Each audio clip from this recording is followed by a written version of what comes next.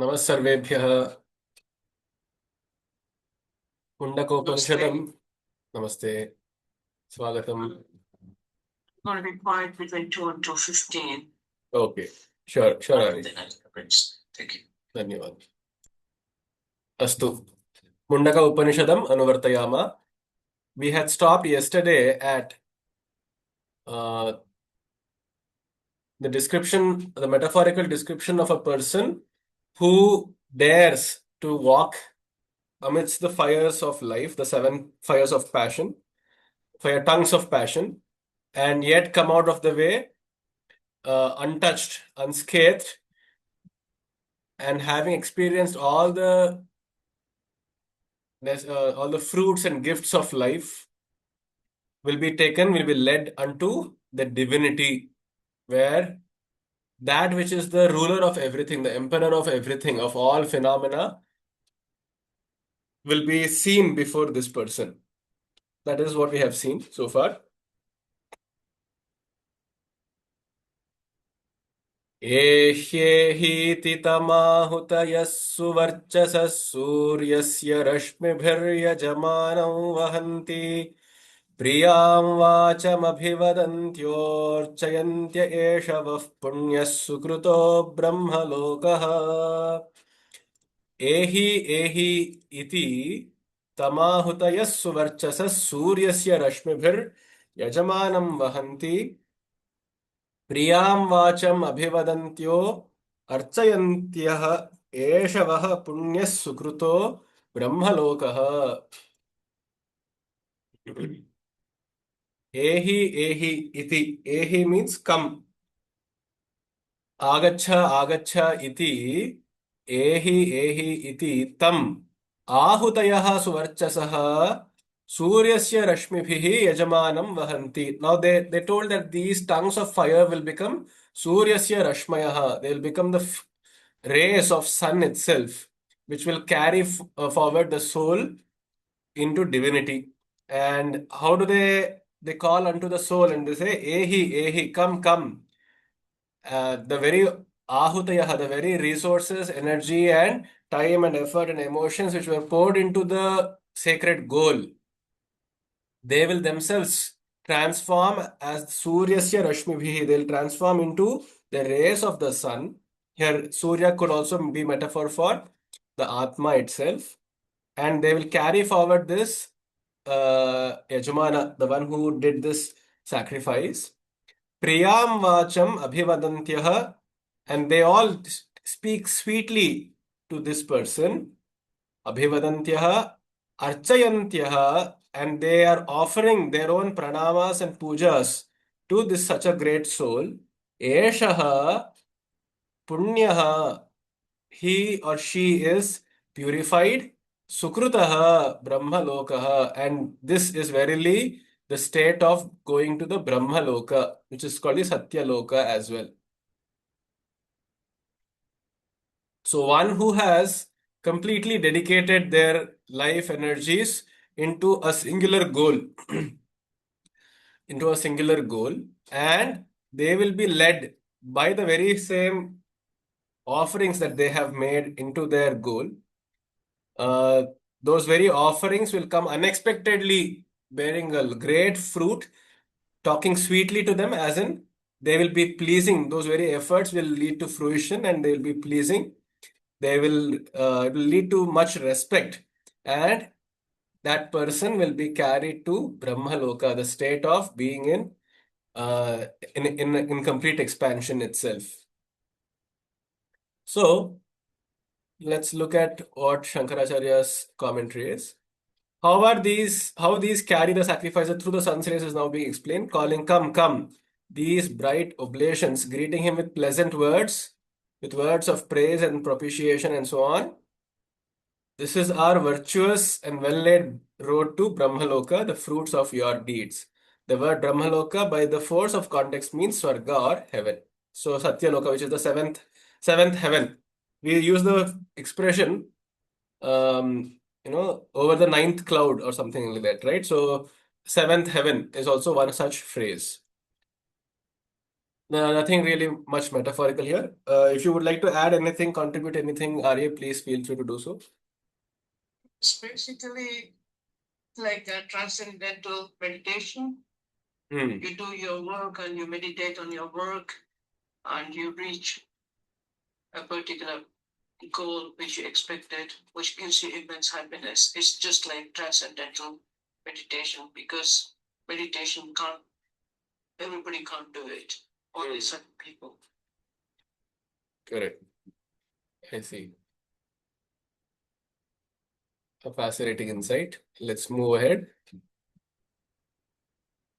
प्लवाह्येते अदृढा यज्ञरूपा अष्टादशोक्तमवरं कर्म एतच्छ्रेयो येऽभिनन्दन्ति मूढा जरामृत्युन्ते पुनरेवापि यन्ति प्लवाह्येते अदृढा यज्ञरूपा अष्टादशोक्तमवरं कर्म एतच्छ्रेयो येऽभिनन्दन्ति मूढा जरामृत्युन्ते पुनरेवापि यन्ति Plavaha. Plava meaning is usually the word refers to a boat, plava, or something which is floating. Float is plava, pluta, or plava. It can also mean a tide. So plavaha hi ete adridhaha yajnarupaha अष्टादश uktam avaram yeshu karma एतत् श्रेयः ये अभिनन्दन्ति मूढाः जरामृत्युं ते पुनः एव अपि यन्ति पुनरेवापि यन्ति. So let us try to decipher this meaning. प्लवाः हि एते अदृढाः अदृढाः यज्ञरूपाः प्लवा एते प्लवाः हि. So अष्टादश उक्तम् अवरं कर्म येषु उक्तम् येषु यज्ञरूपाः अष्टादश उक्तम् अवरं कर्म एतत् श्रेयः ये अभिनन्दन्ति मूढाः ते जरामृत्युं पुनः एवापि यन्ति. So मूढाः, those who are confused or of those who have limited intellect, they are happy. Abhinandanti etat shreyah, thinking this to be the greatest, and hence they will go back into the cycle of jara and mrityu, of change, of old age and death. Punarevapi, again and again, te yanti, they go as in they prapnuvanti, te jara mrityu vrittim, jara mrityu cycle. पुनरेवापि यन्ति के मूढाः कीदृशाः मूढाः यज्ञरूपाः अदृढाः प्लवाः हि एते येषु अष्टादशोक्तम् अवरं कर्म. Those who are performing avaram karma. Avara is something which is lesser. The ashtadashoktam. Ashtadasha, this is not much clear here directly. Let's look at the commentary a little later on.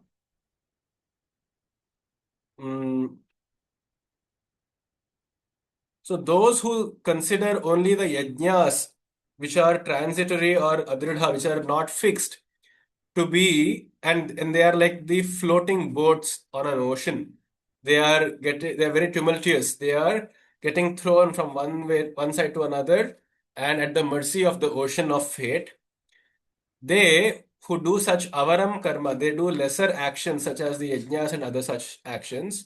And those who derive pleasure and think this is itself the greatest, edat shreyaha iti ye chintayanti ye abhinandanti, who take delight in just doing such propitiatory actions, they unwittingly they are still stuck in the cycle of birth, death, and change. This is my first reading of it. Is there any other better meaning you understood, Arya? Oh, no. Okay, let's look at. Okay, first let's read the translation because this was not really clear. The 18 persons necessary for the performance of sacrifice are transitory and not permanent, and karma in its nature inferior has been stated as resting upon these. Those ignorant persons who delight in this as leading to bliss again fall into death and decay. Okay, so let's. Like people trying to perform things, being uncertain and doing things in false hopes of getting rich or attaining something. They're performing everything they want to do it, but they're doing it in false hopes. They're not very sure whether they're going to attain it or not. I don't know if that's the right understanding. That's an interesting perspective. So you're saying these yajnas would stand for any material goals which they are seeking, unwittingly thinking that to be the highest goals. Is that what you're saying? Yeah, something like that. They think they're in the right path, but still like trying to find a way to achieve something because they're not in the proper guidance of anybody. They're doing it either sort of thing. So there's no particular protocol or anything. They think they're going to achieve it, and they're trying to do it in false hopes. I Right, don't know right. if I'm trying to So explain yeah, that seems very plausible because the word mudha would then relate to people having false hopes, right? Hmm. Interesting. This karma, devoid of knowledge, bears but this much fruit, and being accomplished by ignorance, desire, and action is sapless and is the source of misery. Therefore, it is condemned. Plava means ephemeral, because these are adridha, not permanent. Yajna rupa, these forms of sacrifice, 18 in number, consisting of the 16 ritviks, the sacrificer, and his wife. Uh, Karma stated in the Shastras depend upon these. Avaram karma means mere karma, which is devoid of knowledge. And as the performance of karma, which is inferior, depends upon these 18 who are not permanent. The karma done by them and its fruit are ephemeral. When the pot is destroyed, the destruction of milk, curd, etc., and it follows. This being so, those ignorant people who delight in this karma as the means of bliss fall again into death and decay after staying some time in heaven. Okay, so it was told in the previous verse. If you read the literal meaning, the person who is offering such oblations into the holy fire will be led to Brahmaloka. But then the very next verse is criticizing people who think and who delight in considering this A to B to C causational protocol following as the highest thing. Doing yajnas and getting fruits of these actions, such as heaven and so on, if you consider this to be the highest goal possible, is they are deluded and they shall fall into the cycle of birth, death, and decay. Because, in the very uh, perplexing argument they gave is because these yajnas are performed, which are called karma, are performed by the 18 people there, which include the 16 ritviks and two hosts, which are the Yajamana and the wife, Yajamani. So these 18 people themselves, who are the performers of this action, are ephemeral, or they are uncertain because they are human beings. They are bound by laws of causation and such, and hence of change, decay, and death. Then the reasoning it's giving is how can an action performed by limited beings ever lead to an infinite fruit, right? So therefore, even if the technology they're using, which is called the yajna, were powerful and efficient, it would still propel this yajamana and the wife, the yajamani, to some fruits of karma, which will still be transitory, which will still lead to exhaustion of its fruits, punya, and then they'll be back on the bhuloka doing actions once again. So they will still be stuck in the cycle of decay and death. Yeah. This reminds me of a pyramid scheme, any pyramid scheme. Or somebody starts off some scheme and initially they make a lot of money and then they have recruits and then the further recruits and further recruits. And the persons who actually started in the beginning, they give the impression that everything is possible, you're going to achieve a lot of goal. And then as the thing starts getting diluted and diluted, there are still people thinking, oh, he made so much money out of it, I'm also going to make money. And the bottom ones are the ones who are working in false hopes of getting rich. Only a few lucky people reach that goal. Mm, that's right. Yeah, so it's an interesting way to put it. Sorry? That's an interesting way to put, yeah, it's a pyramid scheme where people are working and they're hustling to get to the top with false hopes, right? It's only a few people can achieve that. Say, like fighting for prime minister's position. There's going to be only one prime minister. Correct.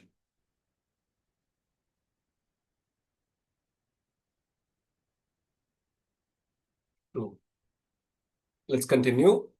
अविद्यायामन्तरे वर्तमानाः स्वयं धीराः पण्डितं मन्यमानाः जङ्घन्यमानाः पर्यन्ति मूढा अन्धेनैव नीयमाना यथान्धाः अविद्यायामन्तरे वर्तमानाः स्वयं धीराः पण्डितं मन्यमानाः जङ्घन्यमानाः पर्यन्ति मूढा अन्धेनैव नीयमाना यथान्धाः. So now, this is one of the very popular quotable quotes in Sanskrita. Andhenaiva niyamana yathandhaha. This is called uh, the blind leading the blind proverb, right? The adage that we use. An andha is leading another andha. A blind person is being led by another blind person. This is I mean, this fits in very well with the pyramid scheme example that she gave. People just above them, the superiors, they are themselves very unaware of what is happening at the higher executive levels, but they are still being superior to the people, to the subordinates, and they are leading them. Nobody knows where this pyramid scheme is going. And that's a funny but yet truthful way of putting it. Avidyayam antare vartamanaha. Those who are in this avidya, vartamanaha, those who are living and functioning within this avidya of unawareness, but thinking, swayam dhiraha panditam manyamanaha. But they think to themselves that they are the dhiras and they are panditas. They are wise and they are courageous. They think to themselves that they are wise and courageous, though they are still unaware and they are in avidya. Janghanyamanaha pariyanti mudhaha.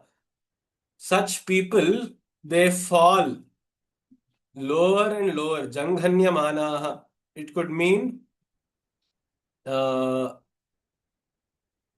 hanyamanaha means one who is mm, who are getting killed, getting killed. Jaghanya means one which is lower or very inferior.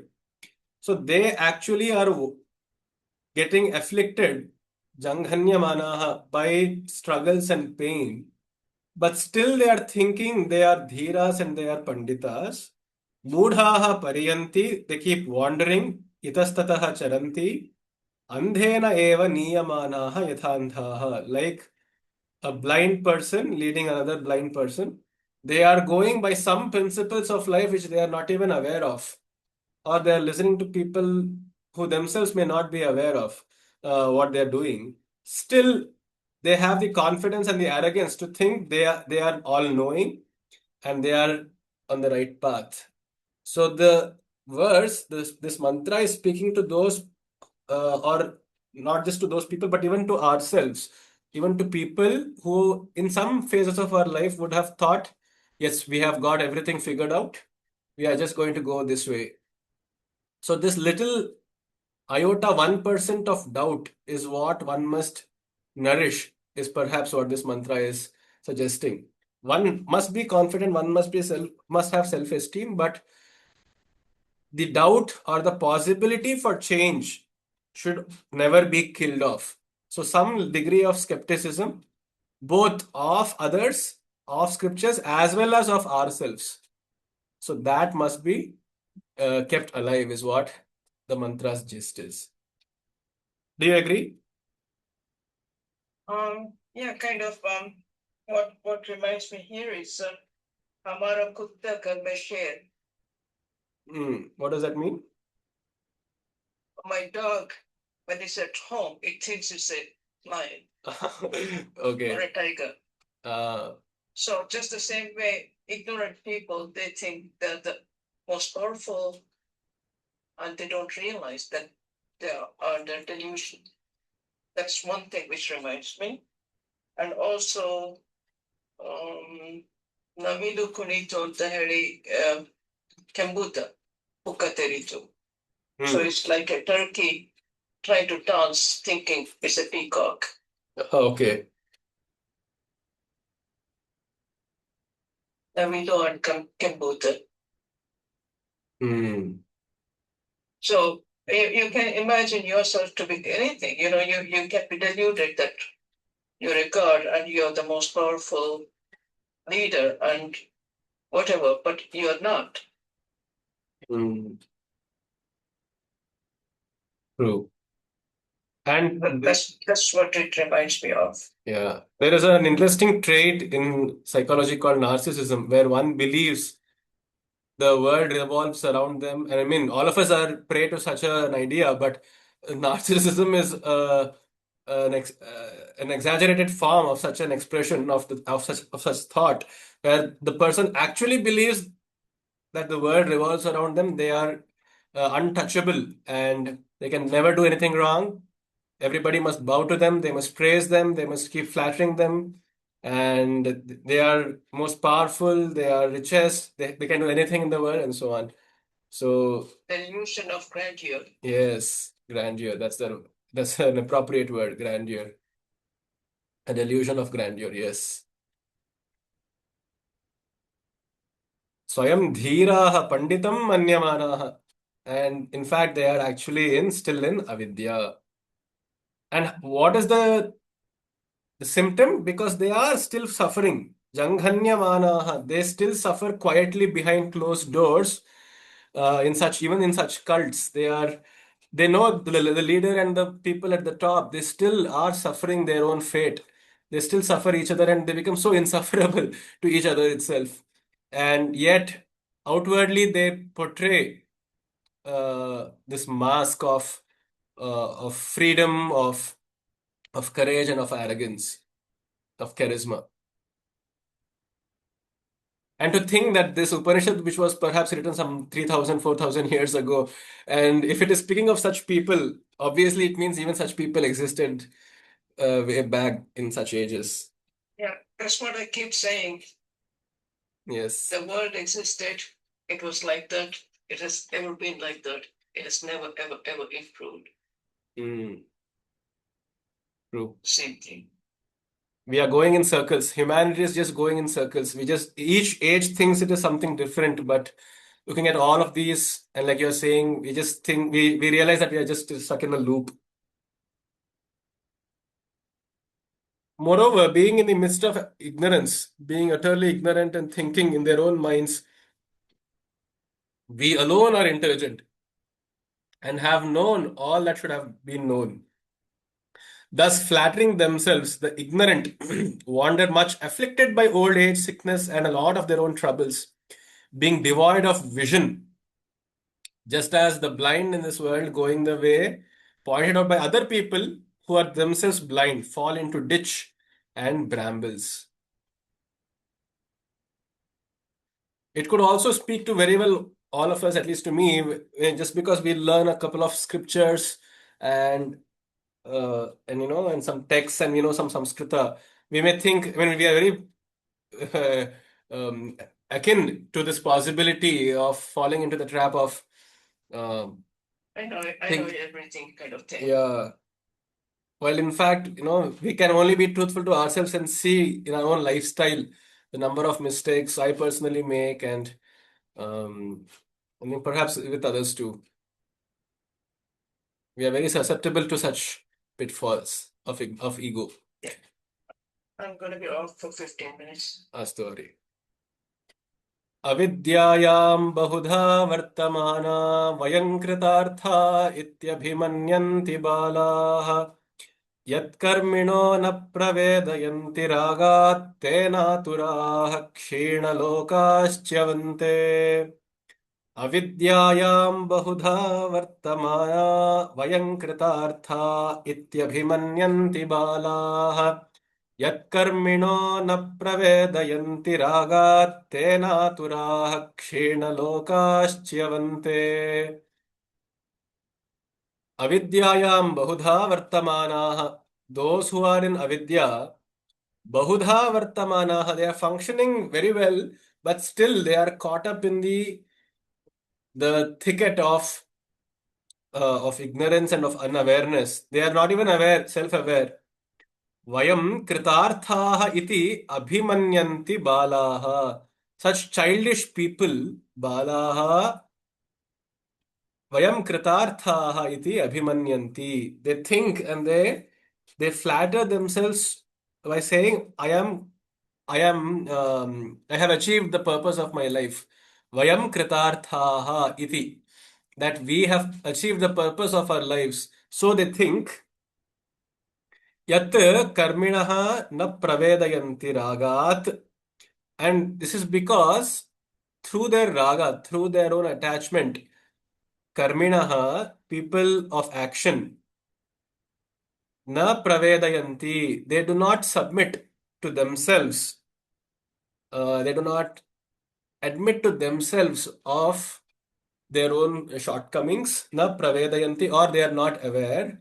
Tena aturaha, they are suffering. Aturaha means they are suffering because of this suffering. Kshinalokaha chyavante. Even if they were to find, luxurious lokas to have gone into, whether we believe in such existence of lokas or not, even in our own daily life, we see classes of society, right? So let's just think there are 7 classes of our society. Even if one were to rise in success and achieve higher classes of society, kshina lokaha, they shall lose their status, they lose their hold, they lose their success, and chavante, they fall down. When when they do not, when they are not aware of themselves, when they do not accept and admit to themselves of their own shortcomings, and when they think to themselves, despite being in ignorance of the world, of God, of themselves, and of the truth rather, that vayam kritarthaha, I am happy, I have achieved the goal of my life. Iti abhimanyanti. They think to themselves in a very childish way. Balaha. One of my close friends once had told, um, you know, the ego is like a child. The ego is like a kid. It sometimes props up and says, I've completed this, I have done this, I've finished this, I passed my exam, and so on and so forth. Or at other times, it throws tantrums. So one need not villainize the ego. One need not make it into an enemy, because we, after all, are our egos. But we must look at it how, for what it is, which is like a kid. It's propping up to show and to draw attention to itself sometimes, and at other times it just subsides. It keeps quiet. It goes to sleep. So once we look at our own egos in such manner, so mind you that all these mantras, we should never think these are being addressed to other people, I feel.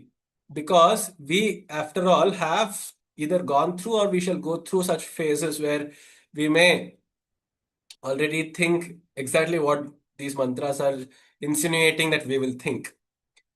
So we must tread with this idea of some humility that all these mantras are, in fact, addressed right towards me. In that way, we can draw the maximum value out of this study. So we must never think that we are Kritartha, which means we must always think. Now, there's a very fine line between thinking we are content and thinking we are Kritartha, right? So, Kritarthata means that I have accomplished everything and I have succeeded and my purpose of my life is achieved. That would have been true if we actually knew what our purpose of life were and if we had actually done all the best efforts that we can have put to achieve so. If our purpose of life was actually small that it has been achieved, then it is definitely not the purpose of life. Because if it were, by logically speaking, if that were the purpose of life, then you should stop living after soon after that mission is complete, is it not? But we still continue to exist. We still continue to eat, to sleep, to drink, and so on, to survive, and to make a livelihood to survive. If that is the case, then definitely that little mission of ours, which we thought was the purpose, is not really the purpose. Then, which means there is something more also to it. Hence, with this conceptual knowledge, we should always look out for the possibility that yes, I have achieved some parts of in some phases of my life, I have achieved some significant success. I am grateful for all the circumstances and to myself for leading me to achieve that. But perhaps there is something more. Perhaps there is something greater to achieve. Perhaps there is something more to learn. Perhaps I may be wrong. So, such perhaps should always be nourished within us, is perhaps my takeaway of this mantra. The ignorant acting diversely according to ignorance flatter themselves that they have achieved what they should. This being so, the followers of karma do not learn the truth as they are assailed by the desire for the fruits of karma. They grow miserable for that reason and fall from heaven after the fruits of their karma are consumed. Moving ahead. इष्टापूर्तं मन्यमाना वरिष्ठं नान्यच्छ्रेयो वेदयन्ते प्रमूढाः नाकस्य पृष्ठे ते सुकृतेऽनुभूत्वा इमं लोकं हीनतरं वा विशन्ति इष्टापूर्तं मन्यमाना वरिष्ठं नान्यच्छ्रेयो वेदयन्ते प्रमूढाः नाकस्य पृष्ठे ते सुकृतेऽनुभूत्वेमं लोकं हीनतरं वा विशन्ति इष्टापूर्तं मन्यमानाः सो वरिष्ठम् इष्टापूर्तं मन्यमानाः न अन्यच्छ्रेयः इति प्रमूढाः वेदयन्ते नाकस्य पृष्ठे ते सुकृते नाकस्य पृष्ठे अनुभूत्वा इमं लोकं हीनतरं वा विशन्ति. It's once again repeating the same old concept that those who even reach higher heights will stay there only so long as their punya exists. Once they have exhausted their punya, their good deeds, and the so in less theological terms, we can think those who have risen high in society will stay there so long as people have a good opinion of them, so long as people around them think they are successful. As long as they are able to maintain uh, such a status quo, they'll remain in that status. But come one mistake or one blunder, they immediately fall down. As we have seen ample examples of, actors, politicians, eminent scientists, scholars, servicemen, etc., etc. One mistake and they are down by a great margin. So this is the way of the world, that they prop up people because of some success elements by some unknown factors. They reach the echelons of society, and then they are somehow brought down because of fate or their own misgivings, etc., and they achieve a lower level. And this will keep happening. This is guaranteed to happen, be it on earth or even in Swarga. But what do people think, falsely believe? They think Ishtapurtam Varishtham Manyamanaha. They think Ishtapurta and other such rituals or whatever successes they have had through their own actions itself is the biggest, is the most excellent that world can have offered or the world has seen.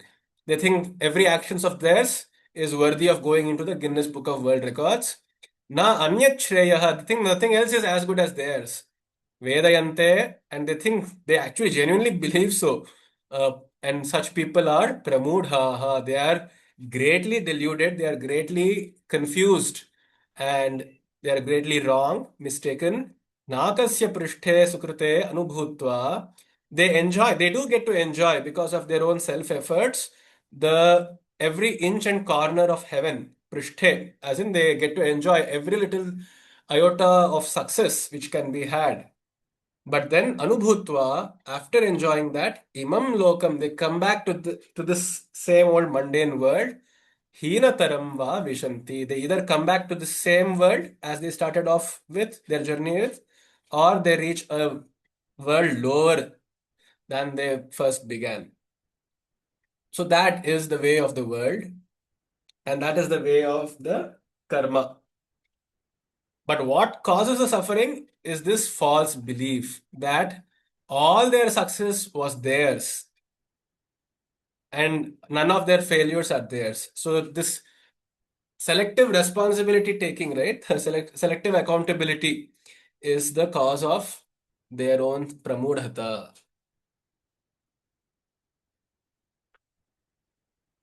Any questions so far? Okay, I think you had to be on silent. If anybody else has a question, please feel free to drop in the comments. Ishtam karma enjoined by the Shrutis as sacrifices, etc. Purtam, karma enjoined by the Smritis, such as the digging of pools, wells, tanks, etc. Regarding these alone as the most important aids to the attainment of human objects, these ignorant men, being infatuated with the attachment to their sons, cattle, and relatives, do not know the other called the knowledge of self, which is the help to bliss. Having enjoyed the top of heaven, the place of pleasures, the fruits of their karma, they enter again into this world of men, or in fact, even inferior worlds, such as the world of horizontal beings, meaning creatures as animals, hell, etc., according to the residue of their karma.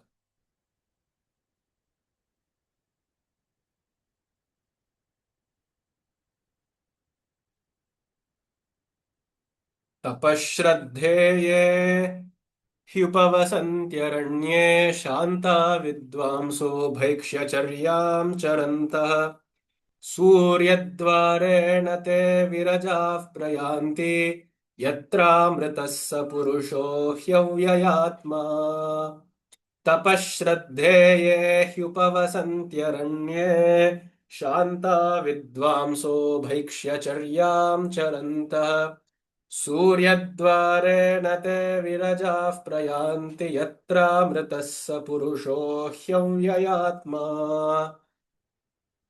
In contrast to such people who indulge in the pleasures of the world and who think everything through can be procured through self-effort, and who are deluded to think all their successes are theirs, and so on, in stark contrast to such people, there are others who are shanta, there are others who are peaceful. They are peace-loving and peaceful beings who are vidvamsaha. They are actually very knowledgeable, not through books, not through internet, not through learning a lot of scripture or mantras or even being street smart. Vidvamsa is those who have the courage to look at their own selves. So self-referential knowledge, that is indeed what Vidvatta is, which is what Vidya is. So those who have such courage to look at their own lives, analyze their own lives without bias, either towards themselves or being skewed towards the other, that is, it takes a great amount of effort to stay on the middle path between an inferiority and superiority complexes. We are prone to we either act falsely modest, we either act, in fact, sometimes even unknowingly, to be very inferior, or in most cases, we just try to act superior to ourselves or to others around us. And this we know when we are with our most chosen closest ones, with our dearest ones, the way we behave with them is a very short uh, diagnosis of which kind of complex we usually have. So it takes a great amount of effort to first of all diagnose this for ourselves, and then make effort to stay on the middle path where we don't attach ourselves to any complex. So that is Vidya. And such people who have this Vidya, Bhaikshacharyaam Charantaha, outwardly. So now, because it is taking such a lot of energy to stay on this Adhyatmic path, they have very little time and energy left to earn 2 crores in their bank account, to to keep a family running, to hold on to dependence, to be a dependent to others, and so on and so forth. So they choose a lifestyle of bhikshacharya, of doing bhiksha, as in of that of sainthood, of saintess, of being a saintess. Or in modern texts or in modern times, we can just think being self-sufficient. That is itself an equivalent of doing bhiksha, right? Because in today's world, I mean, nobody will even give us bhiksha if we step out of our homes. The times have changed. Perhaps in rural places, it still works. But in most cases, just being self-sufficient to a minimalistic level. That is, we are earning our livelihoods, but we are keeping our lifestyle very minimal. We are being very prudent about how much we are spending and so on. Whatever is unnecessary, we just chuck it out. So such is the lifestyle that people who are simplistic in lifestyle but high in thinking do. And aranye tapashraddhe upavasanti. They upavasanti, they seek to follow tapas and shraddha. Shraddha is belief or faith or commitment to oneself, and tapas is once again, it's heating. It just literally means heating. It means doing a lot of action.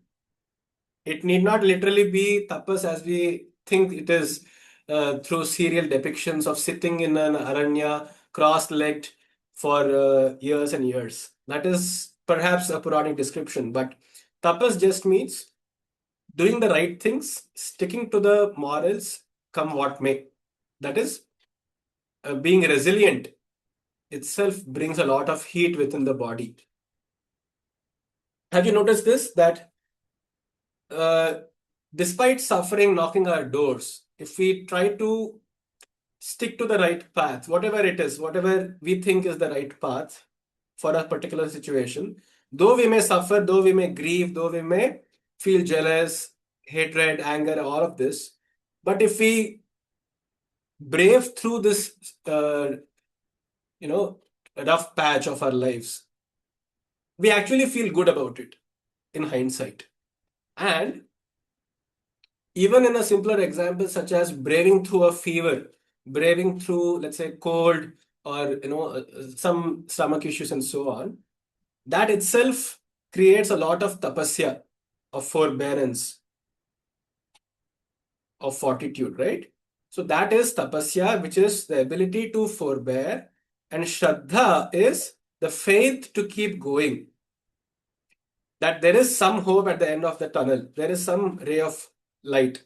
That is the shraddha, and then which will help, which will complement with tapasya. Yes, Shantari? You know, it's like walking on a tightrope Yes. or the razor's edge. Oh, that's an actually, the razor's edge is a phrase which actually occurs in this Upanishad too later on. Yeah, that's a good example. razor's Yeah, edge. but you can't keep on walking on the razor's edge all the time, because that is going to hurt you so much. Like you say, more heat is generated. It takes a lot of stress and strain. You'll have to deviate your path, right or left, going right wing or left wing, depending on the situation. And sometimes you do it on instinct. Sometimes you do it through wisdom. And sometimes you just don't know why you do it. But that gives you a little bit of respite from walking on the razor's edge. So you should stay in the middle path, but at the same time, it doesn't necessarily mean that you've got to stick to that all the time. You're allowed to deviate depending on the circumstances. Right. That is there. Mm, So, like, if you make a lot of loss of money, or somebody in your life disappears and things like that, you should be able to come off your razor's edge or middle path, and you should be able to grieve and feel sad for yourself, but you should be able to sort of uplift yourself and come back to the middle path as though nothing had happened. That Correct. comes with experience. Correct. I understand what you're saying. That one must not be too harsh on oneself and allow the space and time for grieving, for faltering, and to take some respite. Is that what you're saying? Yeah, and also enjoying your life. Yes. The life doesn't say you should be in the tapas all the time.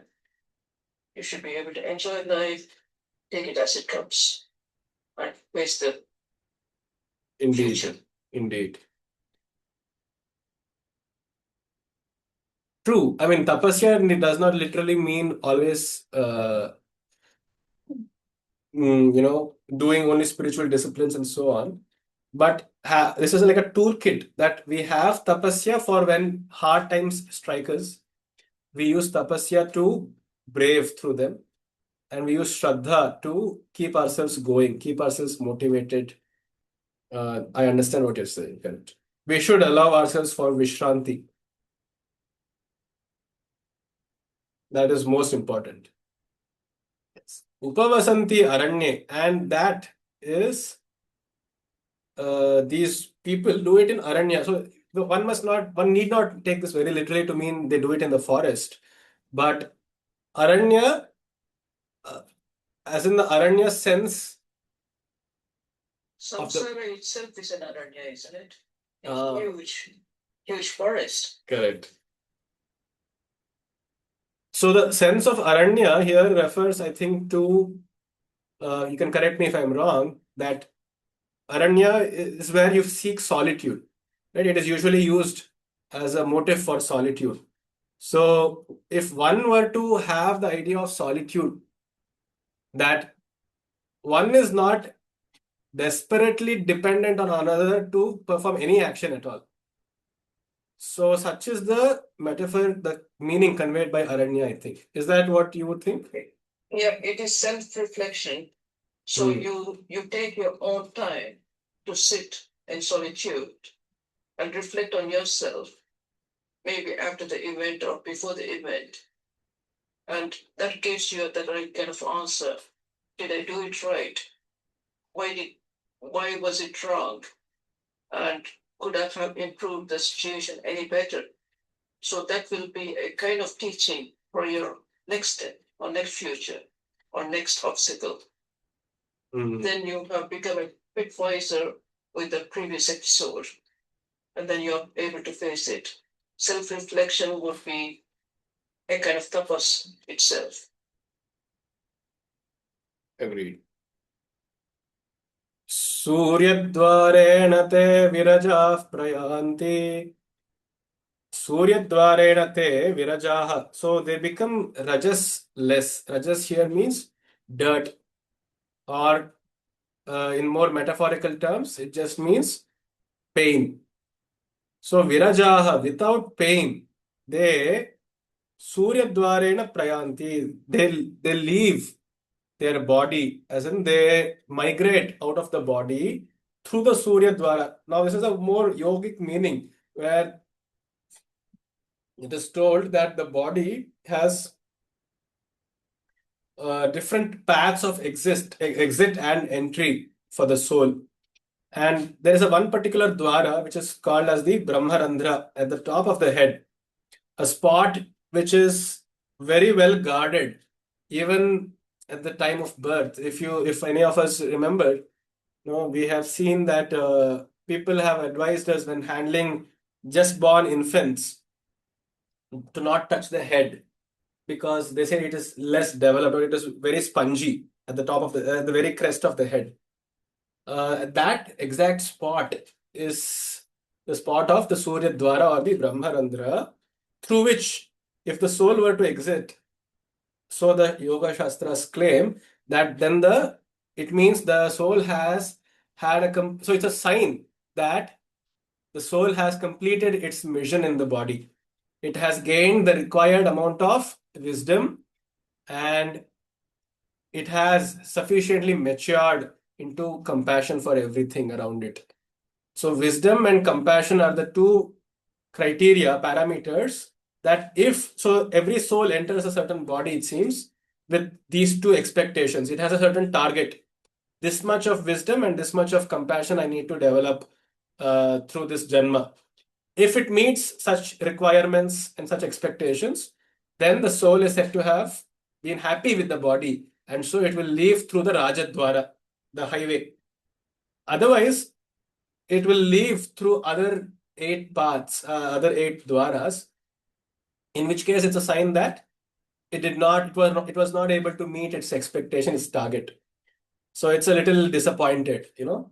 So that is how the Yoga Shastras describe the success of a person's janma.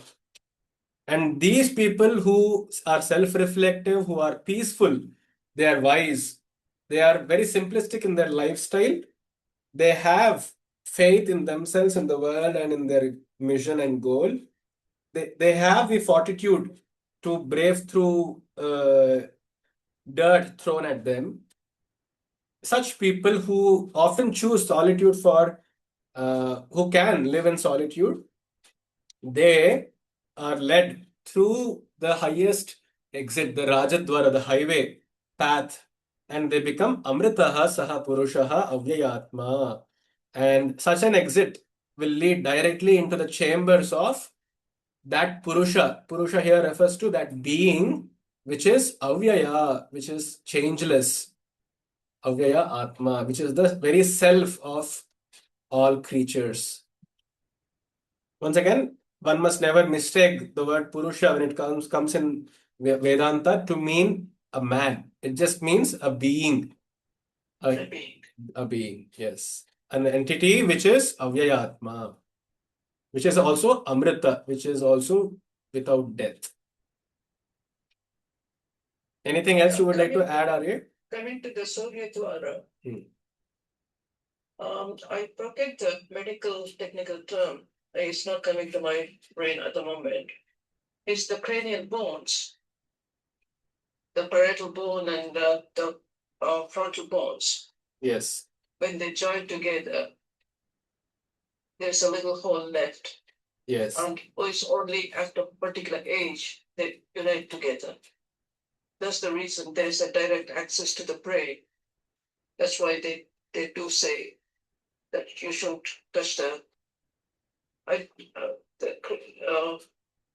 crown or cradle. Yes. Cradle of the crown or something like that. I can't remember the exact medical term. So that's the reason. So that would be the Surya Dwara. Satyam. Even the backbones are called the parietal bones and the frontal bones, which are at the front. There are 4 bones, and then the center is open for a little while, and then it closes up. I see. As the child ages. I see. So it's the direct access. I mean, there won't even be a small. I mean, the bone would not be there, right, in the skull, that region. Yeah.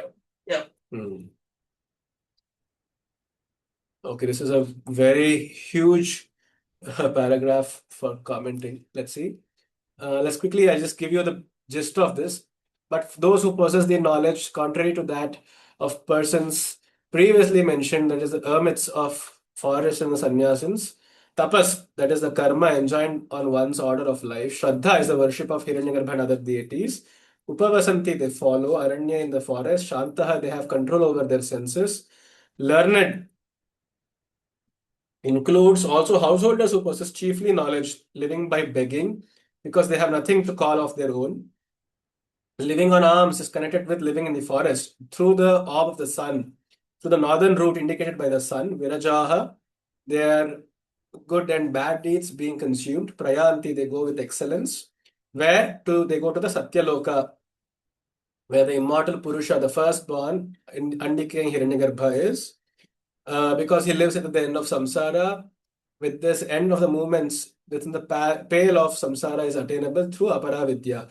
If it be said that some regard this as emancipation, we say it is not so because of the shrutis. All his desires are even here absorbed, and those intelligent people whose minds is concentrated, reaching the all-pervading on all sides and enter into everything, etc. And because of mention of emancipation being irrelevant in this context, for in the course of treating of the aparavidya, there is no pertinency of emancipation being brought in. The consumption of karma spoken of is only relative. All the result of the aparavidya being in the nature of ends and means and diversified by the difference of acts, requisites and fruits and partaking of duality is only this much, which ends with reaching Hiranyagarbha. Accordingly, also it has been said by Manu, speaking of the various stages within samsara, from the immobile upwards, the wise consider this as a high and pure stage to attain the world of Brahma, the Prajapatis, virtue, Mahat, and Avyakta. Okay, so the idea here is he is saying that, okay, after giving the word by word translation, he says this state is still penultimate to the greatest state achievable. He is saying that these such great noble people who are simplistic in living but high in thinking, and they have self-reflected and great self-awareness and have braved through life, they will still be led to a very high position after their death. But there is a state beyond. There is still a state beyond, because the Vedanta in the upcoming verses says it to be so. This is still a very high exalted state, no doubt, but this is also not. This is also prone to return. It's still prone to coming back, but after a very long time. That is, at the order of kalpas even. Such souls will still be reborn, but after a very long time, and their bliss level is also very high. So he is still saying this is not the end. We shall still see that there is a possibility of a state higher than this. Parikshya lokan karmachitan brahmano nirvedamayan nastya kritah kritena tadvijnanartham sa gurumev abhigachet samitpanishrotriyam brahmanishtham. Parikshya lokan karmachitan brahmano nirvedamayan nastya kritah kritena tadvijnanartham sa gurumeva bhigachet samitpanishrotriyam brahmanishtham.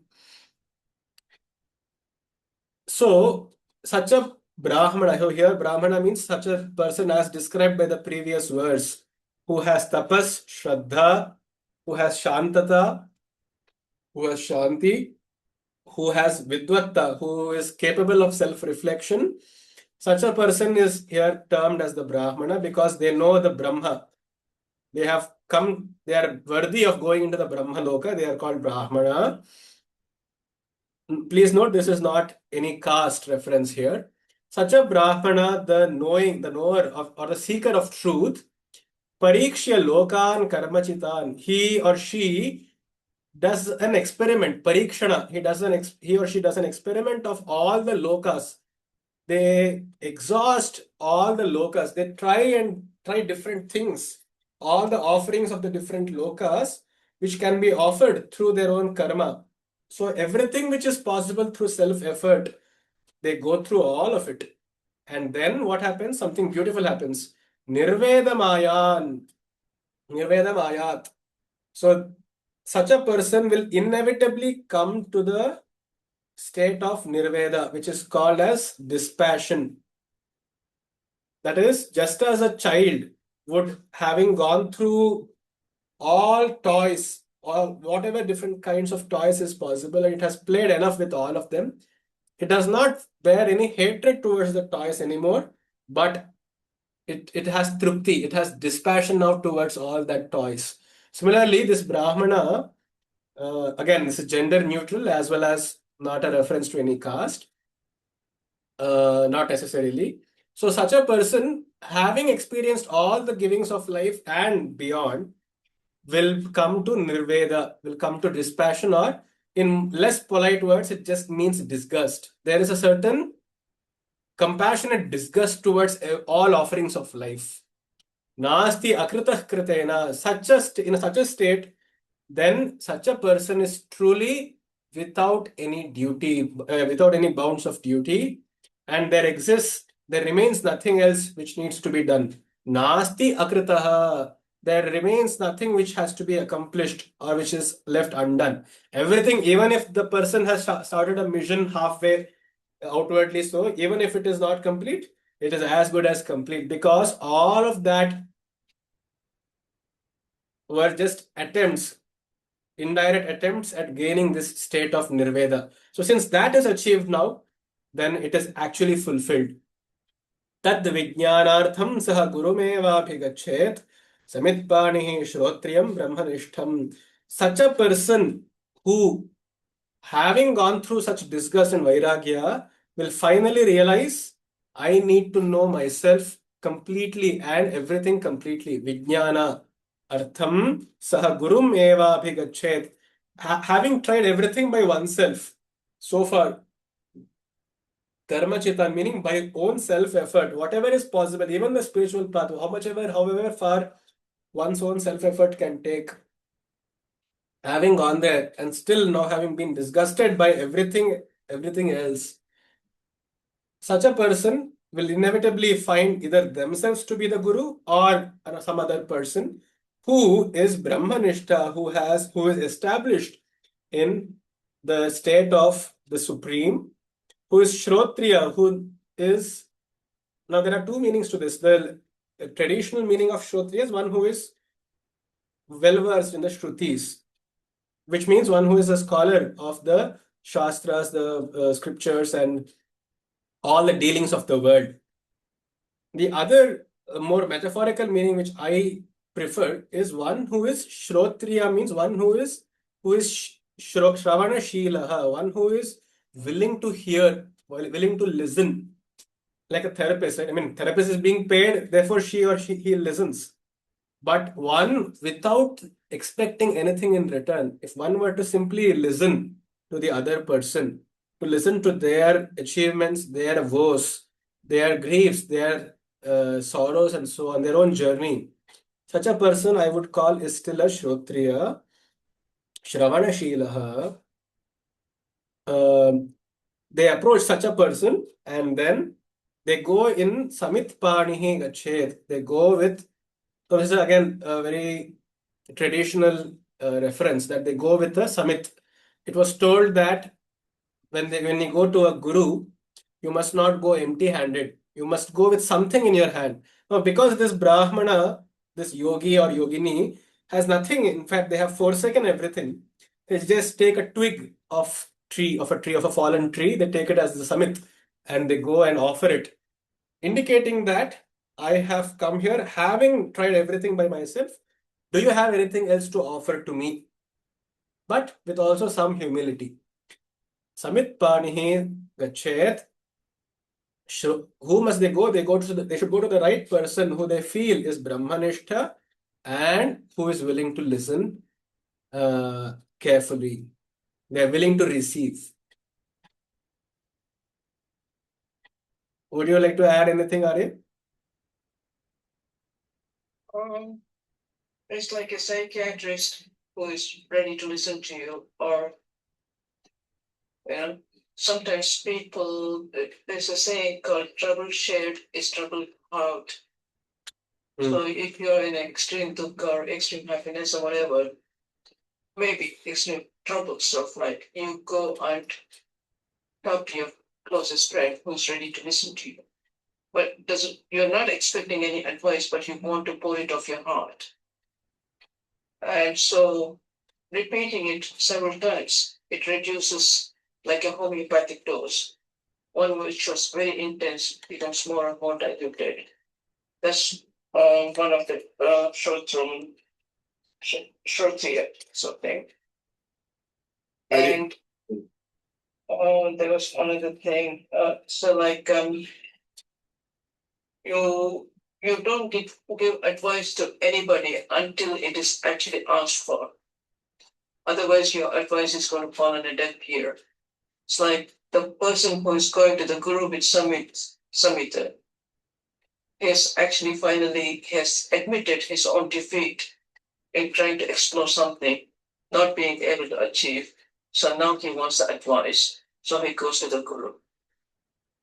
So Guru knows that he's ready to take the advice, and so he accepts him. But I believe in previous days, even the Gurus, they used to test the Shishyas before admitting them to school. It's just like a job interview. Very right. Or a teaching interview, school interview. Whether this student is fit enough to learn from us or not. Or is he an arrogant student, or is he a person who is ready to listen to you and learn and come up? Indeed. Yes, that's a wonderful way of putting it. The Shrotriya, I really like the fact that you mentioned trouble shared is trouble halved, is it? trouble heart. True. So it becomes like a distant dream. What was extreme suffering for you today? You tell them, 5 people, and then by the time you go to the 100th person or repeat your story, it becomes more like a story rather than the actual experience itself. So like, oh, it was just like a dream. I don't know how I overcame that. Exactly. You're spot on. Yeah. By the 100th time, it becomes more exactly like you said. It's just a story that some person went through. There is no more the personal stake in it. Yeah. Yeah.